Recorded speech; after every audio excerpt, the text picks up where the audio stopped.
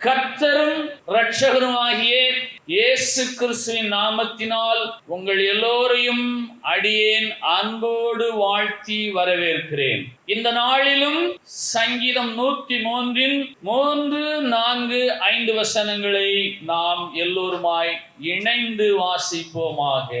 அவர் உன் அக்கிரமங்களை எல்லாம் மன்னித்து உன் நோய்களை குணமாக்கி உன் பிராணனை அழிவுக்கு விலக்கி மீட்டு உன்னை கிருபையினாலும் இரக்கங்களினாலும் முடிசூட்டி நன்மையினால் உன் வாயை திருப்தியாக்குகிறார்.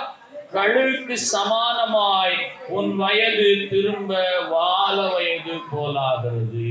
கர்த்தராகிய தேவன் நம்முடைய அக்கிரமங்களை எல்லாம் மன்னிக்கிறவர். அவர் ஏன் நம்மை மன்னிக்கிறார்? அவர் நம்மை மன்னிக்க வேண்டிய அவசியம் என்ன என்று கேட்போமையானால், ஏசாயா 59வது அதிகாரத்தின் 2வது வசனம் சொல்லுகிறது, உங்கள் அக்கிரமங்களே உங்களுக்கும் உங்கள் தேவனுக்கும் நடுவாக பிரிவினை உண்டாக்குகிறது.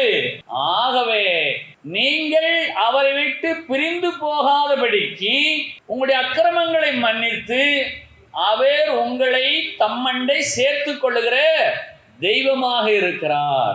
ஏன் அவர் நம்மை மன்னிக்க வேண்டும்? நம்முடைய அக்கிரமமான செய்கைகளை அவர் மன்னிப்பதற்கு காரணம் என்ன என்று கேட்டால், நம்முடைய அக்கிரமங்கள் அவருக்கும் நமக்கும் இடையிலே பிரிவினை உண்டாக்குகிறது. நாம் அவரை விட்டு பிரிந்து போகாதபடிக்கு அவர் நம்மை மன்னிக்கிறவராக இன்றைக்கும் இருக்கிறார். அவர் நம்மை மன்னிக்கிறதற்கு தயப்படுத்திருக்கிறார். துன்மார்க்கன் தன் வழியையும் அக்கிரமக்காரன் தன் வழிகளையும் விட்டு கர்த்தரிடத்தில் மனம் திரும்பும்படியாய் பிரிந்து போகாதபடிக்கு திரும்பவும் கர்த்தரிடத்திலே தன்னை இணைத்துக் கொள்ளும்படியாய் அவர் மன்னிப்பதிலே தயை பெருத்த தெய்வமாயிருக்கிறார். நாம் கர்த்தராகி இயேசுவை விசுவாசிக்கும் போது சன்மார்க்கர்கள், அவரை விசுவாசிக்க தவறும் போது துன்மார்க்கர்கள். சன்மார்க்கன் என்ற போர்வையிலே துன்மார்க்கனும் இருக்கத்தான் செய்கிறான். சன்மார்க்கமாய் இருக்கிறவர்கள் அவரோடு இணைந்து இருக்கிறவர்கள், துன்மார்க்கமாய் வாழ்கிறவர் அவரை விட்டு பிரிந்து போனவர்கள். பிரிவினை உண்டாகாதபடிக்கு அந்த அக்கிரமக்காரனும் அந்த துன்மார்க்கனும் தன் வழியை விட்டு கர்த்தரிடத்தில் திரும்பும்படிக்கு அவர் மன்னிக்கிறதற்கு தயை பெருத்திருக்கிறார். கர்த்தராகிய தேவன் நம் அக்கிரமங்களை மன்னிக்கிறவர். ஏன் நம் அக்கிரமங்களை அவர் மன்னிக்கிறார் என்று கேட்டால், நமக்கும் அவருக்கும் பிரிவினை உண்டாகக்கூடாது என்பதற்காக நாம் எப்போதும் அவரோடு கூட இணைந்திருக்கும்படியாக அவர் மன்னிக்கிறவராகவும் மன்னிக்கிறதற்கு தயை பெருத்தவராகவும் இருக்கிறார். நீங்கள் விளங்கிக் கொள்ளும்படியாக உங்களுக்கு சொல்லுகிறேன், உங்களுடைய பிள்ளைகளுடைய குற்றங்களை, குறைகளை, அக்கிரமங்களை நீங்கள் ஏன் மன்னிக்கிறீர்கள்? ஏன் தண்டிப்பதில்லை? அவர்கள் அக்கிரமமான காரியங்களை, அநியாயமான காரியங்களை, குற்றங்களை, குறைகளை உடையவர்களாக இருந்தாலும் நீங்கள் அவர்களை நேசிக்க காரணம் என்ன? நீங்கள் அவர்களை இழக்க சித்தமா இல்லை. அதுபோல பிதாவாகிய தேவன் நம்மை இழக்க சித்தம் இல்லாமல் குமாரனாகிய இயேசுவை கொடுத்து அவர் ரத்தத்தினாலே நம்மை கழுவி மன்னித்து நம்மை மீட்டு தம்மண்டையிலே கூட்டி சேர்த்திருக்கிறார். யாருக்கெல்லாம் சந்தோஷம்! மனிதனே தன்னுடைய பிள்ளையை மன்னிப்பானேயானால் வானத்தையும் பூமியை உண்டாக்கி நம்மை உண்டாக்கின தேவனாய் கர்த்தர் நம்மை மன்னிப்பதிலே அவர் தயை பெருத்தவராய் இருக்கிறார் என்பது எவ்வளவு ஆச்சரியமான ஒரு அற்புதமான வாக்கியம். ஏசாயா 55:7 55:7வது வசனத்தின் கடைசி பகுதி, அவர் மன்னிக்கிறதற்கு தயை பெருத்திருக்கிறார். அவரிடத்தில் திரளான தயை உண்டாயிருக்கிறது. அவர் மன்னிப்பதோடு அல்லாமல் நம்முடைய நோய்களை குணமாக்குகிறவராயிருக்கிறார். இயேசு கிறிஸ்து நம்முடைய நோய்களை குணமாக்குகிறார். மன்னித்தால் மாத்திரம் போதாது. சங்கீதம் 103:3வது வசனம், அவர் உன் அக்கிரமங்களை எல்லாம் மன்னித்து உன் நோய்களை குணமாக்கி. ஏன் அவர் நம் அக்கிரமங்களை மன்னிக்கிறார்? நம்முடைய அக்கிரமங்களே அவருக்கும் நமக்கும் நடுவாக பிரிவினை உண்டாக்குகிறது. ஏசாயா 59:2, ஏசாயா 55:7 அவர் மன்னிக்கிறதற்கு தயை பெருத்திருக்கிறார். நம் அக்கிரமங்களை மன்னிக்கிற தெய்வமாகிய இயேசு நம்மை அப்படியே விட்டுவிடாமல் நம் நோய்களை குணமாக்குகிறவர். மன்னித்த தெய்வம் நம்மை குணமாக்குகிறவராயிருக்கிறார். நோய் சரீரத்திலே உண்டாகிற நோய், ஆத்மத்திலே உண்டாகிற நோய். சரீர நோயை கண்களினால் காண முடியும். காண முடியாத ஆத்ம நோய் முதலாவது குணம் அக்கிரமம், துன்மார்க்கம், பொறாமை, போட்டி, சூது, வஞ்சனை, வன்மம், குரோதம், விரோதம். இப்படிப்பட்ட நோய்களினாலே அவருடைய ஆத்மா வியாதிப்பட்டிருக்கிறபடியினாலே அவருடைய ஆத்மா அவர் என்ன செய்கிறார்? குணமாக்குகிறார். சுகமாக்கவில்லை, குணமாக்குகிறார். குணம் நிரந்தரம். குணம் என்று சொன்னால் ஒரு மனிதனுடைய குணாதிசயத்தை அது குறிக்கிறது. இன்னொன்று காயங்களை குணப்படுத்துகிறது. One is healing, another one is characterism. ஆகவே நம் அக்கிரமங்களை மன்னித்த தெய்வம் நம்மை அப்படியே நான் உன்னை மன்னித்தேன் என்று சொல்லி நம்மை விட்டுவிடாமல் நம்முடைய ஆத்மாவை குணமாக்குகிறவராயிருக்கிறார். உன் பிராணனை அழிவுக்கு விலக்கி மீட்டு. எபேசியர் 1வது அதிகாரத்தின் 7வது வசனம், இவருடைய இரத்தத்தினாலே பாவ மன்னிப்பாகிய மீட்பு இவருக்குள் நமக்கு உண்டாயிருக்கிறது. ஆகவே நம்முடைய பிராணனை அழிவுக்கு விலக்கி மீட்கிறார் என்று சொன்னால் அவர் தம்முடைய இரத்தத்தினாலே நம்முடைய பாவ மன்னிப்பை நமக்கு வழங்கி நம்மை மீட்டு இந்த நாள் வரையிலும் நம்மை காத்து வந்திருக்கிற தெய்வம் கர்த்தராகிய இயேசு. ஆகவே அக்கிரமங்களை மன்னித்தவர் நம் நோய்களை குணமாக்கி நம் பிராணனை அழிவுக்கு விலக்கி மீட்கிறார். நம் பிராணனை அழிவுக்கு விலக்கி மீட்டுக் கொள்கிறார். நாம் எப்போது அவரோடு கூட இருக்க வேண்டும் என்பதற்காக. ஆகவே மன்னித்த தெய்வம் ரட்சிக்கிறவராயிருந்து நம்மை மீட்டுக் கொள்கிறவராயிருக்கிறார். இன்றைக்கு நம்முடைய வாழ்க்கையிலே சிலரை நாம் மன்னிப்போம், மன்னித்து அவர்களை அத்தோடு விட்டு விடுவோம். மன்னிப்பது வேறு, அவர்களை தம்மண்டை கூட்டி சேர்த்து அவர்களுக்கு ஆறுதான வார்த்தைகளை சொல்லி அவர்களை குணமாக்கி அவர்களை மீட்டுக் கொள்வது என்பது வேறு. மன்னித்தே நீ போகலாம் என்று சொல்லிவிடுவதோடு அல்லாமல் மன்னித்து அவர்களை குணமாக்கி அவர்களை மீட்டுக் கொள்ளுகிறவராயிருக்கிறார். ஒரு பெரிய மீட்பு பணியை அவர் செய்கிறார், நம்மை விட்டுவிடவே இல்லை. ஏனென்று கேட்டால் எசேக்கியேல் 18வது அதிகாரத்தின் 23வது வசனம், துன்மார்க்கன் சாகிறது எனக்கு எவ்வளவேனும் பிரியமோ, அவன் தன் வழிகளை விட்டு திரும்பி பிழைப்பது அல்லவோ எனக்கு பிரியம் என்று கர்த்தராகிய ஆண்டவர் சொல்லுகிறார். எசேக்கியேல் 18:23. ஆகவே நாம் ஆத்துமத்திலே பிழைத்திருக்க, சரீரத்திலே வாழ்ந்திருக்க கர்த்தராகிய இயேசு இந்த வருஷத்தின் 5வது மாதத்தின் 12வது நாள் வரையிலும் நம்மை மன்னித்து நம்மை குணமாக்கி அழிவுக்கு விலக்கி மீட்டு இப்போது அவர் தம்மண்டையிலே நம்மை கூட்டி சேர்த்திருக்கிற ஜீவனுள்ள தெய்வமாயிருக்கிறார். யாருக்கெல்லாம் சந்தோஷம். தொடர்ந்து அவர் உன்னை கிருபையினாலும் இரக்கங்களினாலும் முடிசூட்டுகிறார். அக்கிரமங்களை மன்னித்து நோய்களை குணமாக்கி பிராணனை அழிவுக்கு மீட்ட கர்த்தர் நாம் எல்லோரையும் கிருபையினாலும் இரக்கங்களினாலும் முடிசூட்டுகிறார். அல்லேலூயா. கிருபையினாலும் இரக்கங்களினாலும் இயேசு நாம் எல்லோரையும் முடிசூட்டி இருக்கிறார். ஒரு மகுடாபிஷேகத்தை அவர் நடத்தி இருக்கிறார். நம்முடைய சிரசிலே கிருபை இரக்கம் என்ற கிரீடம் நமக்கு வைக்கப்பட்டிருக்கிறது. இதை நீங்கள் உணர்ந்து கொள்ள வேண்டும். சங்கீதம் 103:4 படியாக இயேசு நம்முடைய சிரசிலே கிருபையினாலும் இரக்கங்களிலுமான ஒரு கிரீடத்தை நமக்கு வைத்திருக்கிறார், முடிசூட்டி இருக்கிறார். விசுவாசியுங்கள். என் அக்கிரமங்களை மன்னித்தவர், என் நோய்களை குணமாக்கினவர், என் பிராணனை அழிவுக்கு விலக்கி மீட்டவர், என் சிரசிலே கிருபையினாலும் இரக்கங்களிலுமான கிரீடத்தை, முடியை எனக்கு மகுடமாக சூட்டி இருக்கிறார். விசுவாசி. ஆகவே உங்களுடைய சிரசிலே எப்பொழுதும் அவருடைய கிருபையும் இரக்கமும் தங்கி இருக்கிறது. விசுவாசிக்கிறவர்களுக்கு எல்லாம் ஆகும். என் அக்கிரமங்களை மன்னித்து என் நோய்களை குணமாக்கி என் பிராணனை அழிவுக்கு விலக்கி மீட்ட கர்த்தர் என் சிரசிலே கிருபையினாலும் இரக்கங்களினாலுமான ஒரு கிரீடத்தை, முடியை எனக்கு சூட்டி என்னை மகுடாபிஷேகம் செய்திருக்கிறார். என் சிரசில் அவருடைய கிருபை தங்கி இருக்கிறது, என் சிரசில் அவருடைய இரக்கம் தங்கி இருக்கிறது. அந்த கிரீடத்தை நான் அணிந்திருக்கிறேன் என்ற விசுவாசம் உங்களை ஆசீர்வதிக்கும். நீங்கள் எங்கே போனாலும் உங்களுடைய சிரசிலே அவருடைய கிருபையும் இரக்கமும் மகுடமாக, கிரீடமாக, முடியாக தங்கி இருக்கிறது. யோவான் 19 அதிகாரத்தின் 2வது வசனத்திலே, முள்ளுகளினால் ஒரு முடியை பின்னி அவர் சிரசின் மேல் வைத்தார்கள். இயேசுடைய சிரசின் மேலே ஒரு கிரீடத்தை வைத்தார்கள். அந்த கிரீடம் முள்ளுகளிலான கிரீடம். ஆனால் அவர் நமக்கு சூட்டியிருக்கக்கூடிய கிரீடமோ கிருபையினாலும் இரக்கங்களினாலும் செய்யப்பட்டிருக்கிற ஒரு கிரீடம். இயேசுடைய சிரசில வைக்கப்பட்ட கிரீடம் முள்ளுகளினாலான கிரீடம். ஆனால் இயேசு நம்முடைய சிரசில வைக்கிற கிரீடம் கிருபையினாலும் இரக்கங்களினாலும் செய்யப்பட்ட ஒரு பெரிய கிரீடம். சங்கீதம் 103:5, நன்மையினால் உன் வாயை திருப்தியாக்குகிறார், கழுகுக்கு சமானமாய் உன் வயது திரும்ப வாழ வயது போலாகிறது. அல்லேலூயா. நம் வாயை கர்த்தர் நன்மையினால் திருப்தியாக்குகிறார்.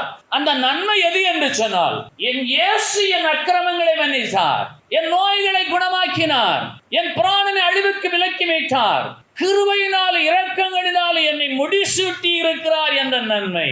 ஏனென்று கேட்டால், புலம்பல் 3வது அதிகாரத்தில் 22வது வசனம், நாம் நிர்மூலமாகாதிருக்கிறது கர்த்தருடைய கிருபையே, அவருடைய இரக்கங்களுக்கு முடிவில்லை.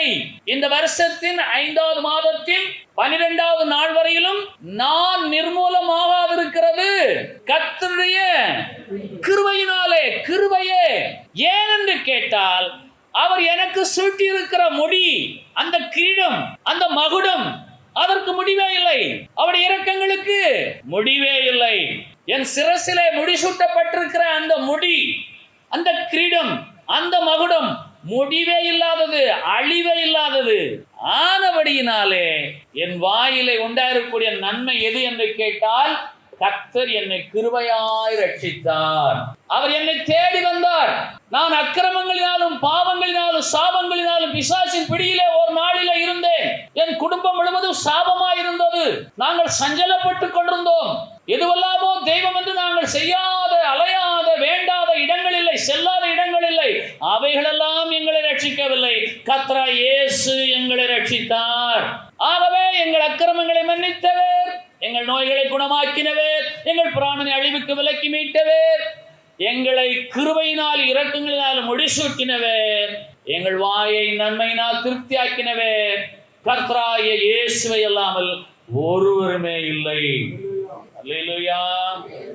ஏன் என்று கேட்டால், அவர் மாத்திரம் என்னை மன்னிக்காமல் ரட்சிக்காமல் இருந்திருப்பாரேயானால் நான் நிர்மூலமாகி போயிருப்பேன். ஒரு புல்லை போல கருகி போயிருப்பேன், ஒரு பூண்டை போல காய்ந்து போயிருப்பேன், பறந்து பதறாய் போயிருப்பேன். ஆகவேதான் புலம்பல் 3வது அதிகாரத்தில் 22வது வசனம் சொல்லுகிறது, நாம் நிர்மூலமாகாதிருப்பது கர்த்தருடைய கிருபையே. அவர் கிருபையினால் இரக்கங்களினாலே என்னை முடிசூட்டினபடியினாலே அவருடைய இரக்கங்களுக்கு முடிவே இல்லை. நான் இன்றைக்கு அவருடைய இரக்கத்தினாலே, அவருடைய கிருபையினாலே இந்த நாளிலே ஜீவனோடு இருக்கிறேன், நிர்மூலமாகவில்லை. கரங்களை உயர்த்தி கர்த்தரை மேம்படுத்தலாமா? ஏசாயா 53வது அதிகாரம் 7வது வசனம், பக்கம் 860. அவர் நெருக்கப்பட்டும் ஒடுக்கப்பட்டும் இருந்தார், ஆனாலும் தம்முடைய வாயை அவர் திறக்கவில்லை. சத்தமிடாதிருக்கிற ஆட்டை போலவும் அவர் தம்முடைய வாயை திறவாதிருந்தார். நமது வாயை நன்மையினால் திருப்தியாக்கும்படிக்கு அவர் தம்முடைய வாயை திறவாதிருந்தார். அவர் நெருக்கப்பட்டு ஒடுக்கப்பட்டும் இருந்தார், ஆனாலும் தம்முடைய வாயை அவர் ஏன் திறக்கவில்லை என்று சொன்னால், நம்முடைய வாயை நன்மையினால் திருப்தியாக்கும்படிக்கு அவர் தம்முடைய வாயை திறக்கவில்லை. திறக்காத ஒரு இடம் எது என்றால், வேத சரித்திரத்தை வாசித்தவர்களுக்கு புரியும். நான் பிதாவுடைய குமாரனே அல்ல என்று சொன்னால் அவரை விடுதலை செய்திருப்பார்கள். பிரச்சனை என்ன? நீர் தேவனுடைய குமாரனா? எங்கே ஒரு அதிசயத்தை செய் பார்ப்போம். நீ தேவனுடைய குமாரனையானால் இந்த கல்லுகள் அப்பமாகும்படி செய்யுமே. நீ தேவனுடைய குமாரனையானால் எனக்கும் அதிசயத்தை செய்து காட்டு. நான் தேவனுடைய குமாரனை அல்ல என்று சொல்லி அவர் அந்த நெருக்கத்தையும் அந்த ஒடுக்கத்தை விட்டு தன்னை விடுவித்துக் கொள்ளாதபடிக்கு அவர் எப்படிப்பட்டவராய் இருந்தார்? சத்தமிடாதிருக்கிற ஆட்டை போல அவர் வாயை திறவாதிருந்தார். அவர் வாயை திறவாதிருந்தபடியினாலே தான் நம் வாயில இன்றைக்கு நன்மைகள் உண்டாயிருக்கிறது. அவர் வாயை திறந்து மறுதலித்திருந்தால் நமக்கு ரட்சிப்பே இல்லை, மீட்பே இல்லை, விடுதலையே இல்லை. அக்கிரமங்களை மன்னித்து நோய்களை குணமாக்கி பிராணனை அழிவுக்கு விலக்கி மீட்கும்படியாக அவர் வாய் திறவாதிருந்தார். சத்தமிடாதிருக்க ஆட்டை போல அவர் மௌனமாயிருந்து தம்மை தாமே சிலுவைக்கு ஒப்பு கொடுத்தார். ஆனபடியினாலே தான் நாம் கிருபையினாலும் அவருடைய இரக்கங்களினாலும் இந்த நிமிடம் வரையிலும் ஜீவன் தப்பி இருக்கிறோம். நமக்கு விரோதமாய் உருவாக்குற எந்த ஆயுதம் வாய்க்காதபடிக்கு மரணத்தை ஜெயித்த இயேசுடைய இரத்தத்தின் வல்லமை நம்மை காத்து வருகிறது. அவர் மாத்திரம் மறுதலித்திருந்தால் நம்முடைய வாயிலே நமக்கு கிருபை என்ற வார்த்தை உண்டாயிருக்க வாய்ப்பே இல்லை. நம்முடைய வாய் நன்மையினால் திருப்தியாக வாய்ப்பே இல்லாமல் போயிருக்கும். ஏசாயா 53 அதிகாரத்தின் 11வது வசனம், அவர் தமது ஆத்ம வருத்தத்தின் பலனை கண்டு திருப்தியாவார். நன்மையினால் நம் வாயை திருப்தியாக்குகிற அவர் தம்முடைய ஆத்ம வருத்தத்தின் பலனை கண்டு திருப்தியாகிறார். அவருடைய ஆத்மாவிலே ஒரு வருத்தம் இருக்கிறது. அந்த வருத்தம் என்ன என்று கேட்டால், இந்த துன்மார்க்கன் தன் வழியை விட்டு திரும்ப வேண்டுமே, இந்த அக்கிரமக்காரன் தன் வழியை விட்டு திரும்ப வேண்டுமே, இவர்கள் எல்லோரும் மன்னிப்பை பெற்றுக்கொள்ள வேண்டுமே, என்னிடத்தில் மனம் திரும்ப வேண்டுமே என்று அவருடைய ஆத்மத்தில் ஒரு வருத்தம் பாரம் அவருக்கு உண்டாயிருக்கிறது. அந்த ஆத்ம வருத்தத்தின் பலனை கண்டு அவர் திருப்தியாவது எதிலே என்று சொன்னால், அக்கிரமக்காரனும் துன்மார்க்கனும் தன் வழியை விட்டு அவரிடத்தில் மனம் திரும்பி மன்னிக்கப்பட்டு குணமாக்கி மீட்கப்பட்டு கிருபைக்குள்ளாக இரக்கங்களுக்காக தங்கியிருப்பதிலே அது அவருக்கு திருப்தியை கொண்டு வருகிறது. நம்முடைய வாயினாலே நன்மையினாலே நம்முடைய வாயை திருப்தியாக்குற கர்த்தர் தம்முடைய ஆத்ம வருத்தத்தின் பலனை கண்டு திருப்தி ஆகிறார். அவருடைய ஆத்மாவிலே வருத்தம் என்ன தெரியுமா? இந்த துன்மார்க்கமாய் வாழ்கிற இந்த ஜனங்கள் எல்லாம், அக்கிரமான நினைவுடைய இந்த ஜனங்கள் எல்லாம் அழிந்து போகக்கூடாது. இவர்கள் எல்லோரும் மன்னிப்பை பெற்றுக்கொள்ளும்படியாய் என்னிடத்தில் திரும்ப வர வேண்டும் என்று சொல்லி மன்னிக்கிறதுக்கு தயப்பெடுத்திருக்கிற இயேசு அவர் ஆத்மத்தில் வருத்தப்படுகிறார். அப்படி ஆத்ம பாரம் அடைகிறது. அந்த ஆத்ம வருத்தத்தின் பலன்கள் தான் நாம். இதை கண்டு அவர் திருப்தி ஆகிறார். அவருடைய ஆத்மா வருந்துகிறது. அந்த ஆத்ம வருத்தத்தின் பலனாக நாம் மன்னிப்பை பெற்று குணமாகி மீட்கப்பட்டு கிருபையினால் இரக்கங்களை முடிசூட்டப்பட்டு கர்த்தர் என்னை கிருபையாய் நடத்துகிறார் என்ற அறிக்கை உடையவராய் நாம் அமர்ந்திருக்கிறோமே, நம்மை காண்கிற அவர் திருப்தி அடைகிறார். கரங்களை வைக்கலாமா? ஆகவே நன்மையினால் நம் வாயை அவர் திருப்தி ஆக்குகிறார். நாம வந்தால் அவருடைய ஆத்ம வருத்தத்தின் பலன்களை கொடுக்கிறவர்களாய் நம்மை கண்டு அவர் நம் திருப்தி அடைகிறாய் காணப்படத்தக்கதாக நாம் மீண்டுமாக அக்கிரம நினைவுகளை கொள்ளாமல், நோயினால் பீடிக்கப்படாமல், துன்மார்க்கமான வழியிலே நடவாமல், நீதியான வழியிலே நாம் காணப்படும்படியாக வேதம் சொல்லுகிறது. ஏசாயா 55:7 துன்மார்க்கன் தன் வழியையும் அக்கிரமக்காரன் தன் வழிகளை விட்டு கர்த்தரிடத்தில் திரும்ப கடவன். நாம் எல்லோரும் சன்மார்க்கர்கள். நம்மிடத்தில் துன்மார்க்கமான காரியங்கள் காணப்பட்டால் இப்பொழுதே கர்த்தரிடத்தில் திரும்பி அவருடைய ஆத்மாவை குளிர்விக்கும்படியாய் நம்மை நாம் அழைக்கப்படுகிறது. அல்லேலூயா. ஏனென்று கேட்டால் அவர் ஆத்ம வருத்தத்தின் பலன்கள் நாம் அழிந்து போகாதபடிக்கு, நம்மை மீட்கும்படிக்கு நம்மை தேடி வந்த தெய்வம் இயேசு. அவர் நம் அக்கிரமங்களை மன்னித்து நோய்களை குணமாக்கி பிராணனை அழிவுக்கு விலக்கி மீட்டு கிருபையினால் இரக்கங்களால் முடிசூட்டி நம் வாயை நன்மையினால் திருப்தியாக்கி இருக்கிறார். நாம் இன்றைக்கு அவருடைய ஆத்ம திருப்தி உண்டாகத்தக்கதாக ஜீவிக்கிறோமா என்ற ஒரு கேள்விக்கு நீங்களே பதில் சொல்ல வேண்டும். ஏனென்று கேட்டால் அவர் தமது ஆத்ம வருத்தத்தின் பலனை கண்டு திருப்தியாகிற தெய்வமாயிருக்கிறார். நன்மையினால் நம் வாயை திருப்தியாக்கினவர் நம்மிடத்தில் எதிர்பார்ப்பது என்ன? அவர் ஆத்துமா திருப்தியாகத்தக்கதாக நான் அக்கிரம செய்களை விட்டு மனம் திரும்பவும் அவரோடு இணைந்திருக்கவும் அவர் விரும்புகிறார். இதுவே அவருடைய ஆத்மாவுக்கு திருப்தி. பிரசங்கி 6வது அதிகாரம் 7வது வசனம், பழைய ஏற்பாட்டிலே 796வது பக்கம். மனுஷன் படும் பிரயாசம் எல்லாம் அவன் வாய்க்காகத்தானே, அவன் மனதுக்கோ திருப்தி இல்லை. தேவனாகிய கர்த்தர் நன்மையினால் நம் வாயை திருப்தியாக்கி இருக்கிறார். ஆனால் மனுஷன் படும் பிரயாசம் எல்லாம் அவன் வாய்க்காக, அவன் மனதுக்கோ திருப்தியே இல்லை. ஏன் திருப்தி இல்லாமல் போகிறது? இவன் வாய்க்காகவே வாழ்ந்து கொண்டிருக்கிறவன், ஆத்துமத்துக்காக வாழ்கிறவனே அல்ல. ஆனால் தேவனாகிய கர்த்தரோ தம்முடைய ஆத்தும வருத்தத்தின் பலனை கண்டு திருப்தியாகிறவர். தேவனாகிய கர்த்தர் தம்முடைய ஆத்தும வருத்தத்தின் பலன்களாக நம்மை கண்டு திருப்தியாகிறவர். நாம வந்தால் நம் வாய்க்காக பிரயாசப்படுகிறோம், நம் மனதுக்கோ இன்னும் திருப்தியாகவில்லை. காரணம் என்ன? இன்னும் துன்மார்க்கமான ஜீவியம், அக்கிரமமான செய்கைகள், அவைகளை விட்டு மனம் திரும்பினால் இவனுடைய மனதுக்கு திருப்தி உண்டாகும். இவன் படும் பிரயாசமெல்லாம் இவன் வாய்க்காகத்தான். தேவனாகிய கர்த்தர் நன்மையினால் இவன் வாயை திருப்தியாக்கி விட்டார். ஆனால் இவனுடைய மனது திருப்தி அடையவில்லை. அதற்கு காரணம் என்ன என்று கேட்டால், இவன் படும் பிரயாசம் எல்லாம் இவனுடைய வாய்க்காகவே. எப்படி என்று கேட்டால், கர்த்தரிடத்தில் வந்திருந்து நாம் என்ன கேட்கிறோம்? எனக்கு ஒரு நல்ல வேலையை தாரும் கர்த்தாவே, எனக்கு ஒரு நல்ல வீட்டை தாரும் கர்த்தாவே, என் வீட்டிலே எப்பொழுதும் ஒரு 4 சக்கர வாகனம் நிற்க வேண்டும் கர்த்தாவே. இவைகளெல்லாம் தேவையில்லை என்று சொல்லவில்லை. முதலாவது நீங்கள் தேவனுடைய ராஜ்யத்தையும் அவருடைய நீதியும் தேடுங்கள், அப்பொழுது இவைகளெல்லாம் உங்களுக்கு கூட கொடுக்கப்படும். உங்கள் மனதுக்கு ஏன் திருப்தி இல்லை? தேவனாய் கர்த்தர் நன்மையினால் உங்கள் வாயை திருப்தியாக்கி இருக்கிறார். அவருடைய ஆத்தும அர்த்தத்தின் பலனை கண்டு அவர் திருப்தியாகிறார் உங்களை கண்டு. ஆனால் உங்கள் மனதுக்கு ஏன் திருப்தி இல்லை என்று சொன்னால், நீங்கள் படும் பிரயாசம் எல்லாம் உங்கள் வாய்க்காகத்தான். என்ன பிரயாசம்? நான் 1 வாரம் வாசிக்க போகிறேன், என் கர்த்தர் என் பிள்ளைக்கு நல்ல ஒரு மாப்பிளை கொண்டு வரும். நான் 20 நாள் வாசிக்க போகிறேன், என் மகனுக்கு ஒரு நல்ல வேலை கிடைக்கட்டும். நான் 40 நாள் வாசிக்க போகிறேன், எங்களுக்கு ஒரு நல்ல வசதியான வீடு கிடைக்கட்டும். மனுஷன் படும் பிரயாசம் எல்லாம் வாய்க்காகத்தான். ஆனால் அவன் மனதுக்கோ திருப்தி இல்லை. தேவனாகிய கர்த்தர் வந்தால் நன்மையினால் இவன் வாயை திருப்தியாக்கி இருக்கிறார். அந்த நன்மை எது என்று கேட்டால், கர்த்தர் கிருபையினாலும் இரக்கங்களினாலும் என்னை முடிசூட்டி ரட்சித்திருக்கிறார், என் அக்கிரமங்களை மன்னித்திருக்கிறார், என் நோய்களை குணமாக்கி இருக்கிறார், என் பிராணனை அழிவுக்கு விலக்கி மீட்டு இருக்கிறார். இப்படிப்பட்ட நன்மைகளை தேவனாகிய கர்த்தர் எனக்கு செய்ய காரணம் என்று என்ன என்று கேட்டால், அவர் தமது ஆத்ம வருத்தத்தின் பலனை என்னிலே கண்டு திருப்தியாகும்படியாய் இவைகளெல்லாம் அவர் எனக்கு செய்திருக்கிறார். ஆனால் என் நிலை என்ன? என் பிரயாசமெல்லாம் என் வாய்க்காகத்தானே. எதையாலும் பொய்யை சொல்லி உங்களிடத்தில் பணத்தை வாங்கி நான் சொகுசாக சாப்பிட வேண்டும், எப்படியாலும் பணத்தை அபகரித்து நான் இந்த பூமியில லக்ஸூரியஸ் லைஃப். ஆகவே எரேமியா 23:31 சொல்லுகிறது, இதோ தங்கள் நாவின் சொல்லையே வழங்கி அதை கர்த்தர் உரைத்தார் என்று சொல்லுகிற தீர்க்கதரிசி உண்டு. எரேமியா 23:31 பக்கம் 904.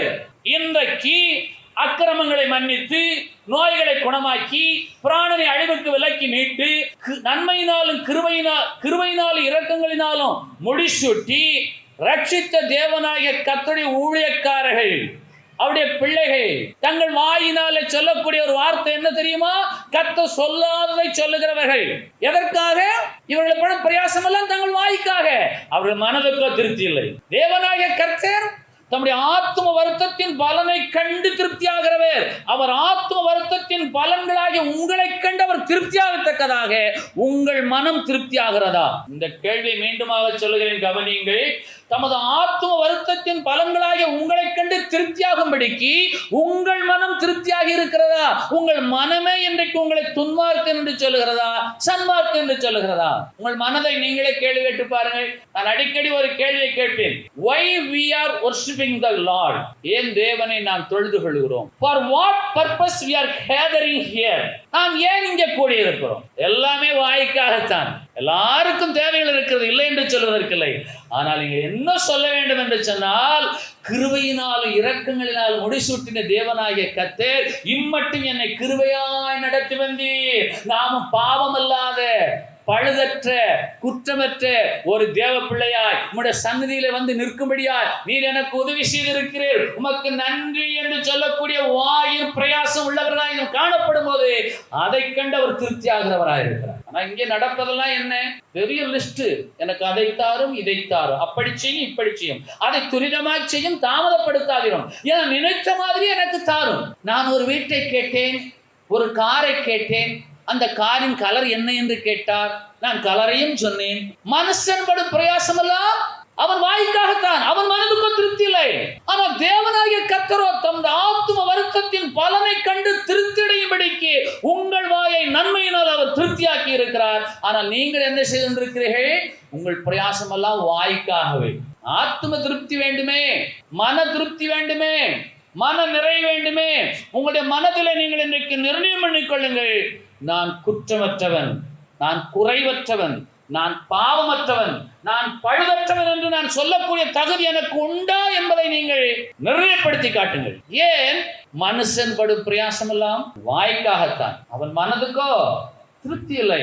நீங்கள் இன்றைக்கு உங்கள் மனதோடு பேசுங்கள். இந்த வருஷத்தின் 5வது மாதத்தின் 12வது நாளில் வந்திருக்கிற நான், என் மனதிலே பொறாமை இல்லை, போட்டி இல்லை, வஞ்சனை இல்லை, சூது இல்லை, வன்மம் இல்லை, கபடம் இல்லை, யாரும் எனக்கு கசப்பில்லை என்று உங்கள் மனதை பார்த்து நீங்கள் சொல்லுவீர்களோ? சொல்ல முடியுமோ? உங்கள் மனம் ஏன் திருப்தி அடையவில்லை?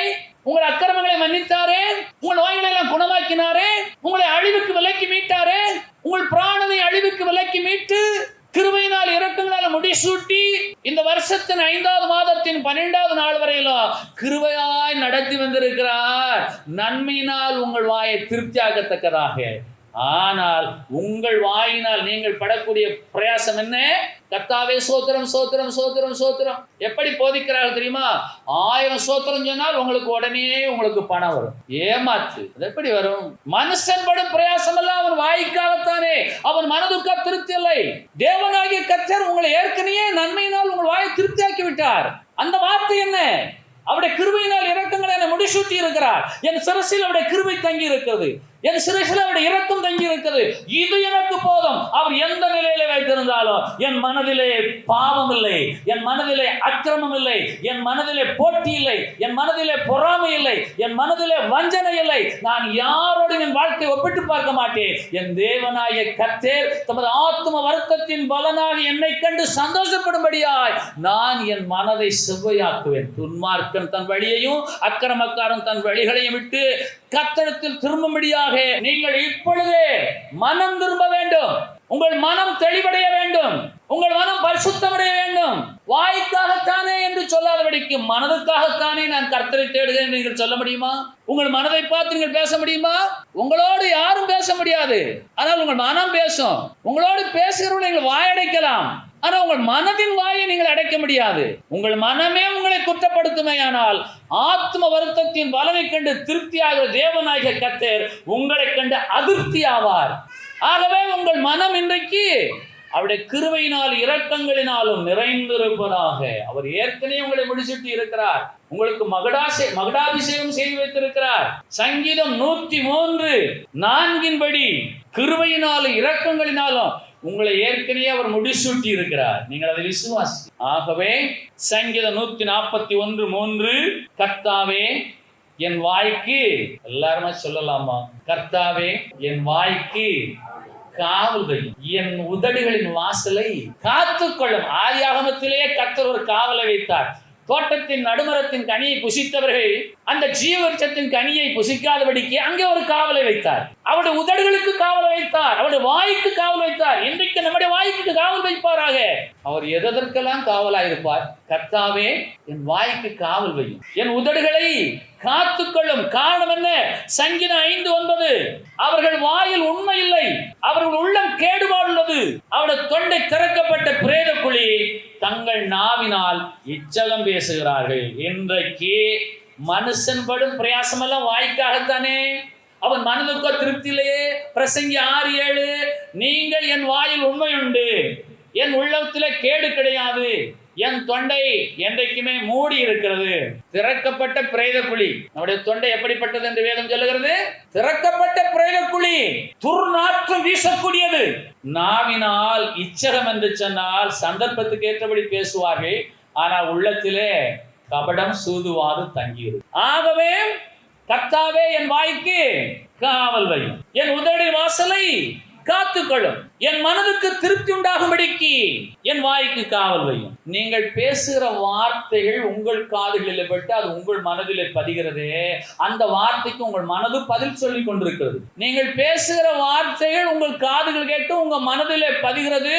அந்த வார்த்தைக்கு அந்த மனதே பதில் சொல்லி கொண்டிருக்கிறது. நீ எவ்வளவு இச்சகமாய் பேசுகிறாய், நீ எவ்வளவு வஞ்சகமாய் பேசுகிறாய், நீ எவ்வளவு சூதாய் பேசுகிறாய், இவைகளெல்லாம் வாய்க்காகத்தானே. உன் மனதுக்கு திருப்தி இல்லாதபடிக்கு இவைகளை நீ பேசலாமா? உன் வாயிலே உண்மை இல்லை என்று சொல்லி உங்கள் மனதே உங்களை பார்த்து பேசுகிறது, உங்கள் ஆத்மாவே உங்களை பார்த்து பேசுகிறது. ஆனால் தேவனாகிய கர்த்தருடைய ஆத்மா நம்மை கண்டு திருப்தியாகத்தக்கதாக நம் மனம் திருப்தி அடைய இன்றைக்கு நம்மை நாமே ஒப்பு கொடுப்போமாக. ஒன்றை சொல்லுகிறேன், கவனியுங்கள். நீங்கள் உங்களுக்கு உண்மையா இருந்தால் போதும். உங்களுக்கு நீங்களே உண்மையா இருக்கிறீர்களா? உங்கள் தேவனாய் கர்த்தருக்கு உண்மையா இருக்கிறீர்களா? நீங்கள் உங்களுக்கு நீங்களே உண்மையா இருந்தால் வேதம் சொல்லுகிறது, உண்மையுள்ள மனுஷன் பரிபூர்ண ஆசீர்வாதங்களை பெறுவார். நீங்கள் வீட்டை கேட்க வேண்டாம், காட்டை கேட்க வேண்டாம், ரோட்டை கேட்க வேண்டாம், மாட்டை கேட்க வேண்டாம், எதையுமே கேட்க வேண்டாம். நீங்கள் உண்மையுள்ளவர்களா? ஆகவேதான் வேதம் முதலிலே சொல்லுகிற சங்கீதம் 5:9 அவர்கள் வாயில் உண்மை இல்லை. இவர் படும் பிரயாசம் எல்லாம் வாய்க்காகத்தான், சாப்பாட்டுக்காகத்தான் எல்லாம். அவன் மனதுக்கோ திருப்தி இல்லை. ஏன்? அவன் மனமே அவனை குற்றப்படுத்திக் கொண்டிருக்கிறது. ஆகவே இந்த நாளில இருந்து உங்கள் வாயிலே உண்மையா இருக்க வேண்டிய வசனங்கள் சங்கீதம் 103, 3, 4, 5 வசனங்கள் மாத்திரமே. என் தேவனாகிய கர்த்தர் என் அக்கிரமங்களையா மன்னித்து, என் நோய்களையெல்லாம் குணமாக்கி, என் பிராணனை அழிவுக்கு விலக்கி மீட்டு, கிருபையினால் இரக்கங்களை என முடிசூட்டி, என் வாயை இந்த நன்மையினால் நிரப்பி இருக்கிறார். என் வாயிலே எப்போதும் இது இருக்கும். நான் உண்மையுள்ளவனாய் காணப்படுவேன், உண்மையுள்ளவனாய் காணப்படுவேன். உண்மையுள்ள மனுஷன் மனுஷி பரிபூர்ண ஆசீர்வாதங்களை பெறுவான் என்ற வசனம் என்னை ஆசீர்வதிக்கும் என்று நீங்கள் விசுவாசித்தால் அந்த விசுவாசத்தின்படியே உங்களுக்கு ஆகும். மாறாக இவர்கள் தங்கள் நாவின் சொல்லை வழங்குகிற தீர்க்கதரிசிகளாக இருக்கிறார்கள். விசுவாச பிள்ளைகளே, கொஞ்சம் வளர்ந்த விசுவாச பிள்ளைகள் ஆரம்ப விசுவாசியிடத்தில் அதிகாரம் செலுத்துகிறார்கள். எப்படி? கர்த்தர் உங்களை குறித்து என்னோடு பேசினார். இவர்கள் ஆரம்ப விசுவாசி, அவர் வளர்ந்த விசுவாசி. மூத்த விசுவாசிக்குள்ளாக இப்படிப்பட்ட ஒரு ஸ்பிரிச்சுவல் ப்ரௌட் வந்து விடுகிறது. வேதம் சொல்லுகிறது, இவர்களுக்கு நான் விரோதி என்று எரேமியா 23:31 கர்த்தர் சொல்லுகிறார். தங்கள் நாவின் சொல்லையே வழங்கி அதை கர்த்தர் உரைத்தார் என்று சொல்லுகிற தீர்க்கதரிசிகளுக்கு நான் விரோதி என்று கர்த்தர் சொல்லுகிறார். இதற்காக அவர் ஆத்தும வருத்தத்தின் பலனை கண்டார். இவர்கள் அவர் ஆத்துமத்தை சந்தோஷப்படுத்துகிறவர்களா? இவர் தங்கள் வாயிலுக்காக வாழ்கிறவர்களாகிவிட்டதே. ஆகவே நாம் எல்லோரும் கர்த்தரை எதற்காக தேட வேண்டும்? கர்த்தாவே, என் பிராணனை அழிவுக்கு விலக்கி மீட்டு கிருபையாய் நடத்தி இருக்கிறேன், உமக்கு நன்றி என்று சொல்லி உண்மையாயிருங்கள். தேவனாகிய கர்த்தர் உங்களை ஆசீர்வதிக்கிறதை உங்களுடைய உள்ளம் காணும். அல்லேலூயா. ஆகவே வசனம் நீதிமொழிகள் 10:11 சொல்லுகிறது, நீதிமானுடைய வாய் ஜீவ ஊற்று. உங்களுடைய வாய் ஜீவ ஊற்றாகட்டும், என் மனம் திருப்தி அடையட்டும், என் வாயை காத்துக்கொள்ள எனக்கு உதவி செய். இயேசுவே, நான் எப்போதும் என் தேவனாகிய கர்த்தர் என் அக்கிரமங்களை எல்லாம் மன்னித்தவர், என் நோய்களை குணமாக்கினவர், என் பிராணனை அழிவுக்கு விலக்கி மீட்டுத்தான் இந்த வருஷத்தின் 5வது மாதத்தின் 12வது நாளில் வைத்திருக்கிறார். அவர் நன்மையினாலும் கிருபையினாலும் இரக்கங்களினாலும் என்னை திருப்தியாக்குகிற தெய்வம் என்று சொல்லி நீங்கள் உங்கள் வாயினாலே சொல்வதுதான் உங்களுக்கு ஜீவ ஊற்றை கொண்டு வருகிறது.